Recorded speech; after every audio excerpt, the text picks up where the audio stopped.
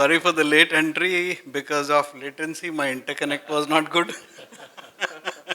So I was around, but That was designed, huh? absolutely to make it more apt for the panel. So it was a planned late entry, you can say. Anyway, so how many of you would have flown for this event into Chennai? Quite a few, including me. How many of you would have driven from within Chennai to here? The remaining all? Right. Whether you drove or you arrived by airport, you use the either, I mean, you came by flight, you use the airport or you use the road. How many of you built the road to come here? None. How many of you built the airport to come here? None. And that is what Interconnect does for us, right? You use a bank, you don't form a bank, you don't create it, you don't create an airport. And that is why all these stalwarts are sitting here to provide their services. To set the context, this was an anecdote that I thought I will use. Imagine a situation where there is a valuation discussion happening of a data center site with investors. You're talking about certain megawatts, great site, everything great, all the parameters fantastic, capex is low. And then somebody from the corner of the room whispers, what about the IX? How far is it? And then nobody was prepared for it. You take out a map, you see it is 120, 180, 200 kilometers away with 2 half-mile hops, right?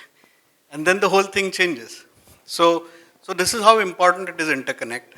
So I would bounce this introduction to them and ask them to maybe add to this icebreaker if they want to talk about it.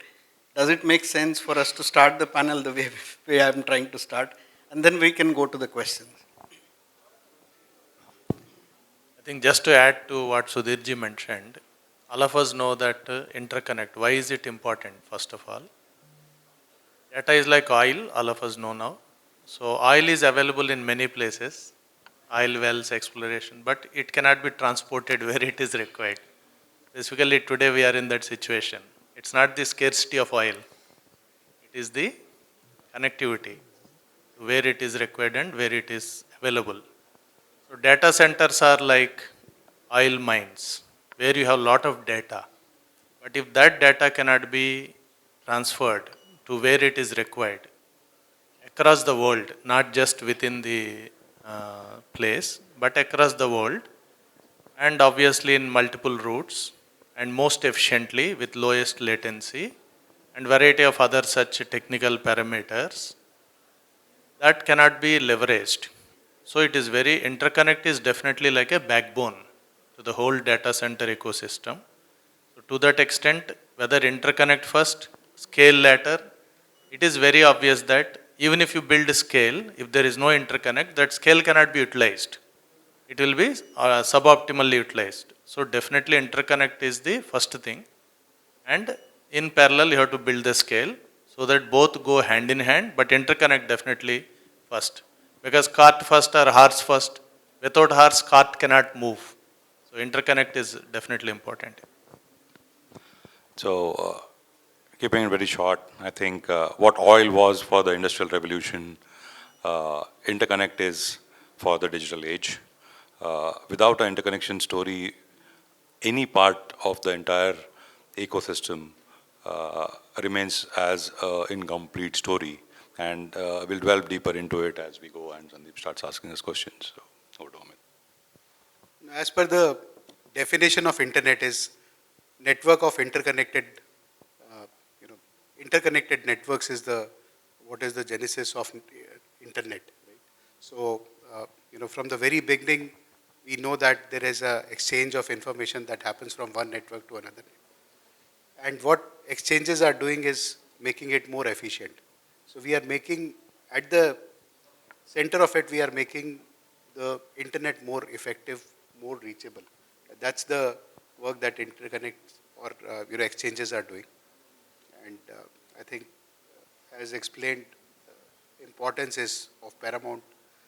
It is of paramount importance because within a data center, you can create a content, you can modify a content, you can generate a lot of information, but that needs to be dissipated very effectively. And that's what network and the interconnects and the exchanges do for us. So I think, the the importance of interconnect is so much. If I equate it to the telecom world, we have the fiber connectivity. We have a lot of fiber on the ground, but we always talk about 5G. We talk about 4G, 5G, and all the data connectivity part. The digital infrastructure, the underlying cables, the fiber, all that is not spoken about. But without that, nothing can work. Without all that, nothing can happen. Similarly, over here, connectivity, I mean, we don't talk about this much, and this is great that there is a topic on this in a panel where we are talking specifically on the connectivity piece, because otherwise we talk about, AI on workloads and data centers and all of it, but without it, nothing can, no user services can happen, right? Today, and I know, there are companies which operate in this space, a millisecond of latency improvement will take, for a stock market, you can save millions of dollars in terms of transactions, right? It's as much as that practical usage because of the connectivity which is being offered over here. Super important to talk about it. I think that's the whole idea in the panel today, that why this is needed, what's the trend, what's happening. But this is not spoken about that much, which is pretty much unfair. So I would possibly bounce off one question to you, Sudhir. How important it is becoming to have interconnect capacity built first before the data center? Is that the right sequence? Is that the sequence which is becoming more important now than worrying too much about how much capacity, what liquid cooling, is it AI? So how do you see this? Is there an increasing awareness between the data center operators or customers that interconnect actually is a heart, and that is something that you need to power first before even you start talking about data center? Is that happening? Yeah, thank you. So I think you can replicate capacity, but you can't replicate ecosystem. And for you to be able to build an ecosystem, one of the most critical elements would be to have an interconnected dense network, right? And in the position that I am in, I have the unfair advantage, if I can call it so, to be dabbling across the spectrum of the data center players, whether it is a mini data center, micro data center, edge data center, hyperscale data center. And the narrative goes along each one of them today, where thankfully, for whatever noises that industry has been making, it is now not only about land, power, and the other infra that comes into play, but they also look at how do we have a network density built within our existing ecosystem. So it might have taken us some time to tread that path, and it has been an arduous journey. But for sure, I see this conversations happening across the spectrum, where people today believe that without the network density that you have, balance part of the story can be replicated. What is the differentiator that I bring to the table for you as a customer? And that is why you see predominantly those regions which had this with them, which is Bombay, Mumbai, Delhi to a certain extent, because Bangalore and Chennai.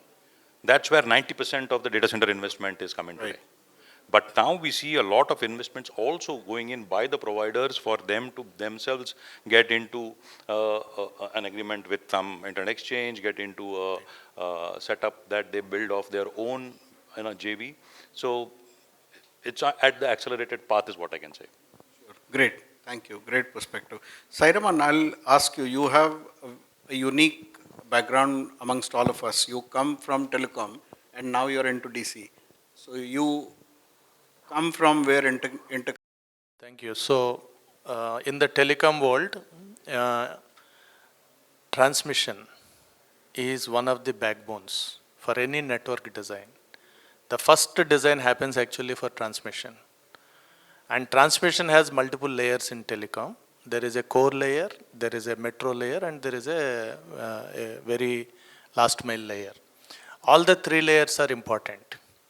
And without transmission planning, without building the core network, there is no way any network can even launch. So that much of importance is there. And there also capacity is a very critical factor. So when we were in telecom, it was like 800 gig capacity is a big deal. But now we have crossed. Now coming to data centers. In data centers, I would say like Panchabhutas. All of us are made out of Panchabhutas. So data centers also have Panchabhutas. So one of them is land, a clean land, a clear land, which can be used for data center.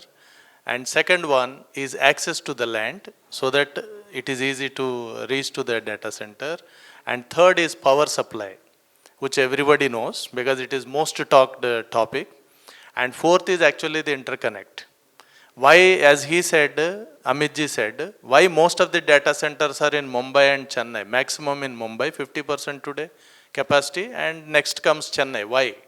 The reason is cable landing stations are there. And cable landing stations, you are connected to the world through cable landing stations. It is the connectivity which is forcing the capacity to go into these two places. So connectivity is the fourth important. And of course, fifth one is the grey water availability so that it can be used for cooling sustainable way. These are the five elements, and definitely connectivity is one of these important elements. So, adding on to, what Sairam said, best example is Vizag. Apart from Mumbai and Chennai, why there is a 1 gigawatt capacity which is being announced by Google is because of the network connectivity is reaching there. So network connectivity is as important. I would slightly disagree with him that it comes fourth because We cannot differentiate all the five you can't, Panchabutas. this is all required. And whenever there is a discussion about site selection, it is always about these four factors should be uniformly present.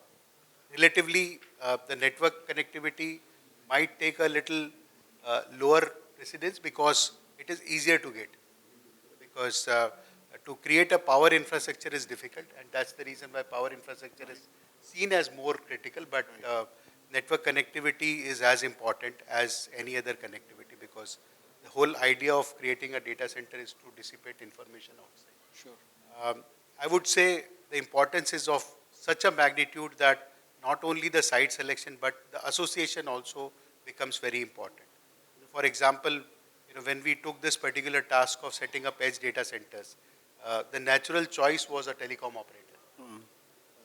And most of the private telecom operators, they were having already their sites and everything. But we took this as an opportunity that there is a operator which is having different right of way.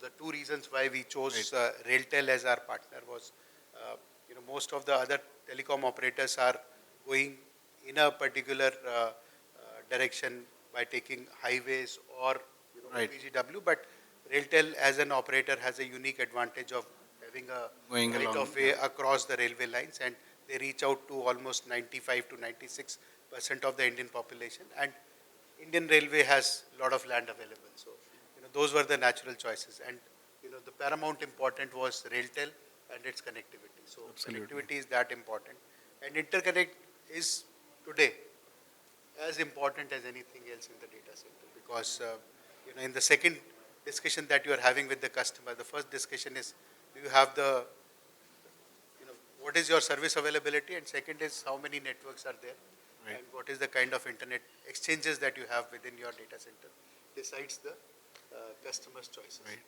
Very well said. So, Vinish, considering your strong telecom background of yourself, and given that now you are with PwC, so possibly here your portfolio is more of business advisory analysis, looking at more of commercials. How do you see doing an early capacity building of network and interconnect before anything else is better in terms of monetization opportunities, valuation?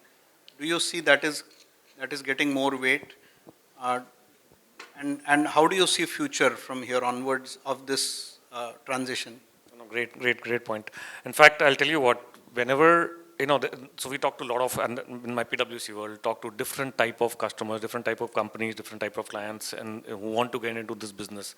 There's always this thing ki, main kitna paisa upfront, like how much money do I need to put upfront, how much capacity should I build up, should it be future ready, and whatever, or should I be cautious in terms of taking stepped approach, etc. See, capacity can, it never be enough. It will always get full. And over the years, if you see, and these are public numbers, if you talk about hyperscalers, just 3, 4, 5 years, 3 years ago, we were talking terabits, 2 tera, 10 tera networks coming up from all the hyperscalers, right? Last year, Microsoft closed a 400 tera network, 10 RFP requirement, 500 tera. So that's the way it's increasing in this space. Will it become even double in the next 1 or 2 years? Absolutely yes, because we are in the AI era. So when we talk to companies or when companies come into this space, whoever is getting it future ready is it in the long run, and they will win the game. I think that's what we suggest, that's what we tell them, but doesn't mean that you put everything up front. And that's why these days all the models are coming up, the capacity pay as you grow, network as a service, anything as a service. These days, somebody was telling me it is, instead of software as a service, it is now service as a software, right? They just turn the S's and turn this, because whatever, and this is a new term I learned a month ago from somebody who is coming with this company. He said, I'm a SaaS company, but I'm service as a software. Interesting. This I'm hearing for the first time I today. heard it 2 months ago, and this was a real company coming into this space. So the point is, getting ready for the capacity of the future, that is something everybody has to absolutely think about, because capacity will always get full. There is no reason you think the data demand will go down. Absolutely not. Data demand has to go up. Right? In this country, we are still very low in terms of, the capacity needed for the demand that we have. Absolutely. So, this is the trend that I'm seeing in the market. People are still conservative, companies are still conservative. There are the ones who are coming and playing the big game, will be there for the long run. Fantastic. Very well said. Thank you. And thank you for coining that phrase, which is a big thing I keep on learning all these phrases in these, sessions and all, and then I use it. So there's no copyright, so we're going to lift it now. I think Sudhir wants to add something to it. So, see, I have a perspective here. While there's not much spoken about it, because it's in early stages for a lot of organizations, and data doesn't get shared freely amongst peers in the business. We're in a competitive world. But as I said, we have the advantage of having to have a collaborative relationship with a lot of organizations. And what we see is monetization happens almost on an ASAP basis. Like today, a standalone DC, you look at your ROIs taking as good as 8 years, 9 years and all. How does a interconnected setup accelerate your ROIs? To what extent? So you have the cloud exchange available, you have the internet exchange available, you have data center interconnect available, you have the OTTs, you have the CDNs, you have multiple layers coming and residing out of that particular location, as a result of which not only are you able to draw in more customers, but also your existing customer becomes more sticky to you. So that's the flip side of it.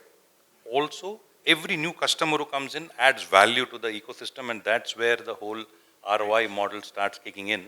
If you look at purely the monetization of an interconnected strategy that you want to take ahead and put the best foot forward in terms of data center investment. Thank you. Do we have time, or are we? There's nobody to stop us. Done? Yeah, okay. So maybe a quick, this topic is such that we can talk at least for a few hours more. Honestly, I'm feeling that it is only warming up now. The real discussion is only starting now when the time is over. So maybe one quick 10 minutes more? Yeah. Oh, I thought, okay. So we have bonanza. Right. So let me now take our discussion so far to the next level. We are talking about India doing 9 gigawatts. There is one number by 2030. That was about a year ago. Then came the union budget of government, where we saw clearly an ambition of becoming India as a data center hub for the world, which means we are talking about data center for export of services. That possibly adds a potential 9+. Then we saw the Middle East war, where some data centers got hit, and there is a belief that some of that planned expansion capacity is likely to fall into India. Given that, hyperscalers, Mumbai and Chennai density 90%, grid from electricity point of view getting saturated, interconnect getting under stress, more locations opening up, Vizag and new cable landings. There are 4 or 5 new cable landings like Paradeep and in Bengal. Then we are talking about edge data center, which is, according to me, delayed in India because everybody got kind of fascinated, mesmerized by the big numbers of hyperscalers last few years. So I think it is overdue. There is a sense of urgency in edge. We also talked about what is really edge actually. That also you can bring. Then we are talking about micro data centers. So given this all complex, spreading and changing landscape, how do you see future? What are the opportunities? You are all leaders. you don't watch the change. You do a change or you early ride on the change, right? You either create a change or you early ride. So what change would you like to ride on or create to prepare for this infrastructure requirement of India tomorrow? And do you see any concerns? I can start if it's okay. I think 2, 3 points here. One, the numbers, 9 or 10 or 13, there are all kind of independent reports, us and a lot of other consulting companies. It is in that range, right? That it'll happen. And that's bound to happen because there is work on the ground, demand is not an issue. So the capacity growth in the next few years coming from anything from 9, 10, 11 gigawatts will be there, right? That's true. In terms of investments coming up, and we did again a report, we calculated the announcements that have happened and the investment dollars on the table. And today, if we calculate, and this is Google research, if you do $62 billion is put in on data centers investment in the country, announced publicly, right? 62 or 70 in that range. Even if 60% of that happens, it is still a very high number, right? That's the logic I give that, okay, it is still 50 billion, 60 billion, it's in, it's a lot number. So investments are there for a given. What is needed, I think the 2, 3 things, and this is not a policy topic over here, but one, this consistency in the terms of digital infrastructure policies, I think to help, because we can keep on talking about usability, AI services, but if you don't have the digital infrastructure on the ground, right from the subsea cable entering to the port, Indeed. and then going across the whole value chain, things will not happen, right? It can, so that's infrastructure is important. Two, and their company has done a fantastic thing on this edge data center. I think that use case example I give globally in a lot of places also. It's one of the largest, like tier 2, tier 3 cities, data centers, edge. That is the way to go. We will see a lot of edge and micro data centers coming up in different parts of the, tier 2, tier 3, tier 4 cities going up because there's enough of hyperscaler capacity will keep on growing, but that's just one side of the equation. OpenAIs and all these companies will come, so that's two. Third is this whole edge. The industry parks, wherever manufacturing companies are coming up, having edge data centers, micro data centers over there. That's the demand that we are seeing and growing. So investments is not a problem. Growth is definitely there. Policies around digital infrastructure will solve the game. And this whole combination of hyperscaler, edge, and micro is the way to go. This is where I see the future. Fantastic. Great roundup of everything. Thank you. Over to you, Amit. No, absolutely right. This ecosystem, as we are talking about the ecosystem. This ecosystem has to, come up uniformly. It cannot happen that edge comes up and then the network will come, or network will come, then only edge will come. I think the requirement of today is to give a uniform experience across the country. And that should be the motto that we should have. Whether this is for a generic content, whether this is for educational content, Indeed. whether this is for healthcare, whether this is for, inferencing purpose. So, we need to give that uniform experience, and that can only happen when the ecosystem works together and, delivers together. Yeah. No, please. No, go ahead. So, just resonating with what both my co-panelists have said here, a couple of points. One, from the excess of capacity that we will see now. I don't want to name our data center friend in this business in India, but via them we are getting requirements for Dubai to India for 100G AWS migration today. So whatever is happening geopolitically is going to impact. Absolutely. Not a great thing to talk, but Correct. impact positively on this side of the Right. boundary. One. Two, more often than not, the entire ecosystem is now understood that what we were earlier tom-tomming, that latency is the new currency. That really comes to play when you do your customer conversations. And just in a case in point, very, very recently, there was a requirement that came in from one of our friends in NVIDIA who came into Chennai, and then they said, hey, you guys have DE-CIX with you. And the three Sorry, guys... you guys have? DE-CIX Yep. as a platform at your DC. One of our DC, I don't want to name any of the three, one of them had the platform within them. Two of them were in a WIP process, out of which one said, I'll get the fiber connect from my existing DC to here. And that's when they said, no, we will go to a place where it is already sitting. So that's the level of latency is the new currency wala story that we actually see playing out today. Second. Very well said. Third most important thing is, I think, the way edge today has, from my own personal observations, been ignored, because that's the huge opportunity that is being missed for the large announcements that get done. And so a lot of organizations want to chase the big tickets. Yep. Normally that is what happens. But we see a lot of conversations, not wanting to name the player, where somebody's come in from abroad, built 6 edge DCs 2.5 years back for the armed forces, build, operate, transfer, and go away. Why does any foreign organization, for that matter, want to do that? Why can't an Indian company do that? That's the actual case today readily available for taking in the Indian industry. And of course, as Vinish said, the ability of organizations to see that actual edge will come in Coimbatore, actual edge will come in Rajnandgaon, it will come in Kochi, where you have these huge tech parks available. Right. And somebody like an orchestrator who does interplay of AI, 5G and IoT.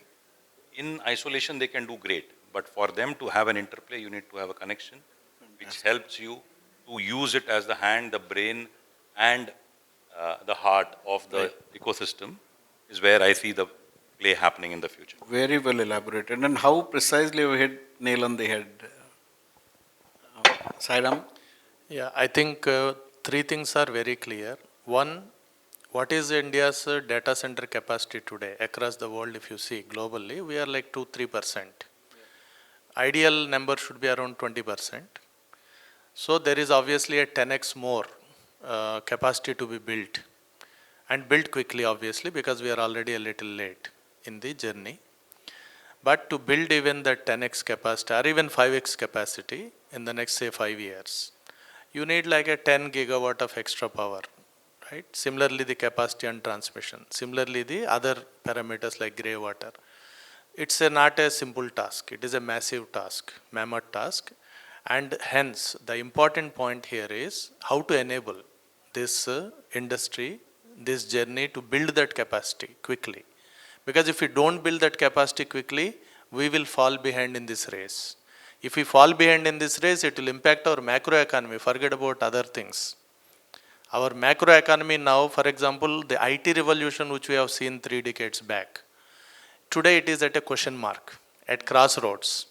Why? Because of this AI revolution. If we don't quickly jump into this bus and try to take this continuity of this revolution from IT to how do you migrate to AI, then the entire ecosystem that we have built in India, core of our economy, is going to be just sit down. So there is a need for industry and government to work together to create these enablers. Power is major enabler. Similarly, the connectivity, similarly the grey water, so many other things are very important. Unless we work together, collaborate and quickly make progress on all these things, because some of these power requirements are as equivalent to the power required for the entire population. Yes. So there is a need for working together on this. Great. I think we are done with our time. We wish we had a few hours more, but this is it. Thank you. Thank you. Wonderful views. Absolutely deep and wide. Within the given time, you have really thrown each one of you very in-depth and very unique kind of perspective. Each one of you actually have spoken about different piece, if you see. So thank you very much. It was great being here and moderating this panel. Thank you.